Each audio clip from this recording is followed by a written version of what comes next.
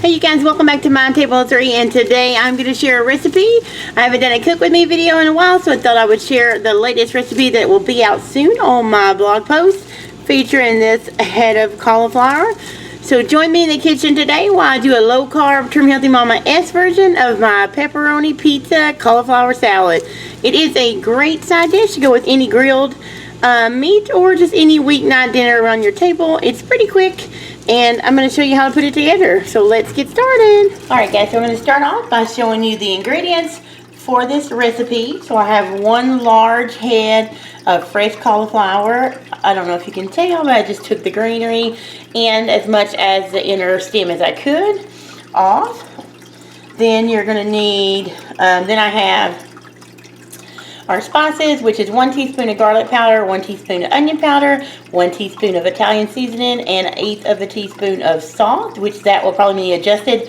So if you prefer less salt, don't put any in and taste as you go. But I'm going to start out with an 1/8 of a teaspoon, or actually that may be 1/4 of a teaspoon of my kosher salt. And so those are going to be the spices for this pepperoni pizza cauliflower salad, which is basically my version of the Pioneer Woman's pepperoni potato salad, which I will link the original recipe down below in the comments so you can go to her site and see that. And of course I had to take it. It sounded delicious, and I have adapted it to a low carb Trim Healthy Mama S, and we've been making it like this for a while, so I wanted to share it. So next we also have 1/3 cup of real mayo, 2 ounces of pepperoni, and I just look for the brand that has the least amount of carbs. These will be chopped up later, but right now we're going to start for that. Then I have, with the mayo, will come 1/3 cup of no sugar added marinara, or as low as carb as you can find, your favorite. This is 1/2 cup of chopped black olives, and I just bought the can that was already sliced, but you can buy the larger can and cut them if you'd like to. And then I have 1/2 cup of shredded mozzarella cheese.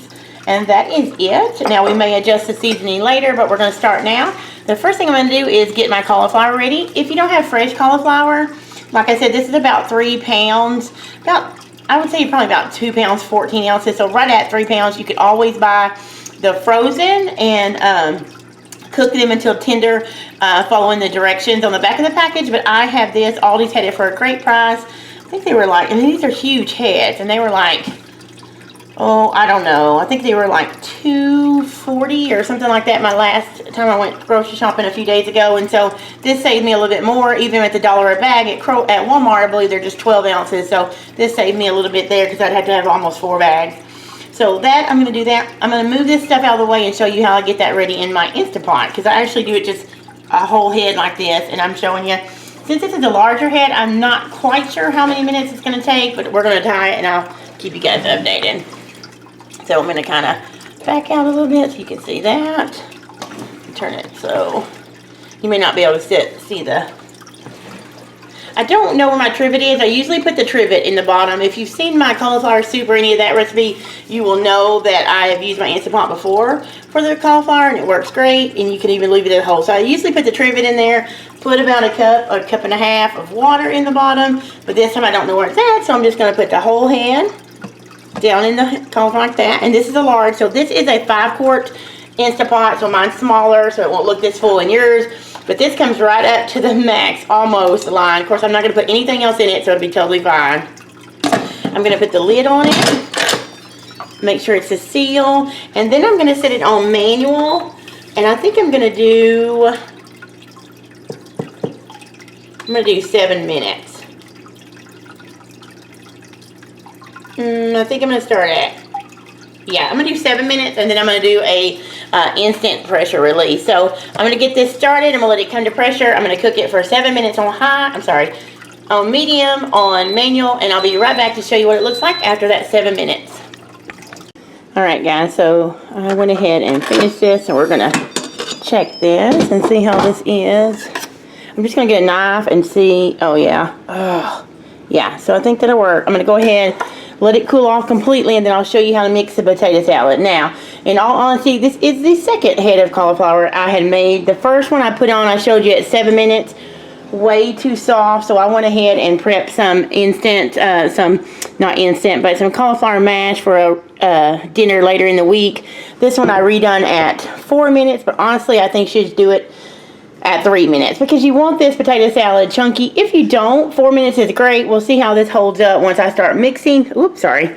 So we're going to let this cool completely. I'm going to finish up my peppermint tea and get school lessons done with Nate. And I'll come back once this cools and show you how to mix my pepperoni pizza cauliflower salad. Alright guys, so here is the cooled cauliflower. And you can see it's in bigger chunks. I kind of like ours in chunks. Now if you like, some people like a creamy potato salad to where there's no chunks. You could always use it, cook it longer. But I would suggest cooking this on 3 minutes on pressure, then instant release, and then it would be probably just about right. This is on 4 minutes, so this isn't bad either. So 3 to 4 minutes. But if you want something really fast, just buy the frozen cauliflower in the Walmart freezer section or Aldi or wherever you shop, and just follow the instructions to cook it until it's tender per the package, and then drain it real well, let it cool, and do the same thing. That's what I normally do, but I didn't have frozen, so I used this fresh. So I'm going to go ahead and add the other ingredients, and we may have to adjust, but I'm going to start out eyeballing it because I'm bad about not writing it down. So I'm going to put 1/3 cup of mayo, and it's real mayonnaise or mayo. 1/3 cup of pizza sauce or low sugar marinara. Just get all of it in there. And then we're going to do black olives. Again, this was a 1/2 cup. Now, I will say this. I usually make it with green olives, and I like the briny, salty taste. My husband said it was a little overpowering to him, so we're going to try it with black olives, and the recipe is written with black olives. I do think Ray Drummond, the pioneer woman who did the original recipe with potatoes that inspired me, she uses green and adds some onions. I don't add onions, but you could always add onions if you'd like. Then I'm going to do the 1/2 cup of mozzarella cheese and the 2 ounces of chopped pepperoni. And I showed you this earlier, but I've just kind of broken it up or chopped it up into little pieces so it would, you know, be able to stir up easier. And then this is the seasoning. So we have the garlic powder, onion powder, salt, and Italian seasoning. Just stuff you would find on a pizza. Alright. And guys, this recipe for now, this will be on the blog. I'm sharing it here with you guys first. So, ta-da! But I will put the recipe down below in the description down there. If you didn't have time to write it down, that's not a big deal. And later when I get it up on the blog post, which hopefully will be tomorrow, which in this case, I'm not going to tell you the day. Well, today's Monday, so we'll see if this gets posted on Monday. Hopefully it will.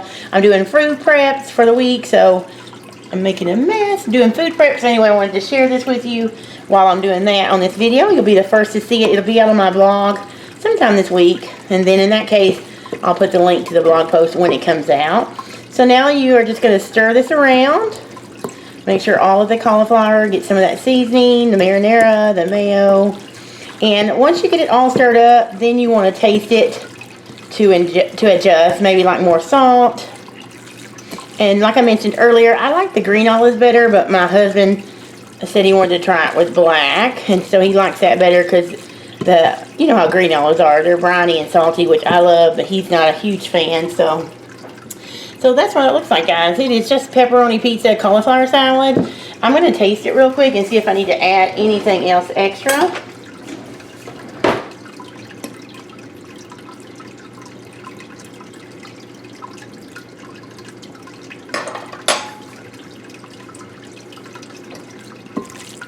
Yeah, so I think it definitely needs a little bit more salt.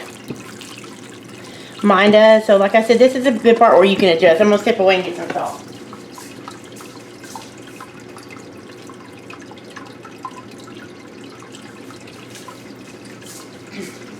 Again, this is just the kosher salt. I get this from the Dollar Tree. I like it because there is no fillers. Let me get that. And when I put the recipe below, I will put in all the adjustments for the seasoning and stuff. Because you guys are kind of, so you won't have to eyeball it like I do. I'm going to try it again. Let me get a clean fork.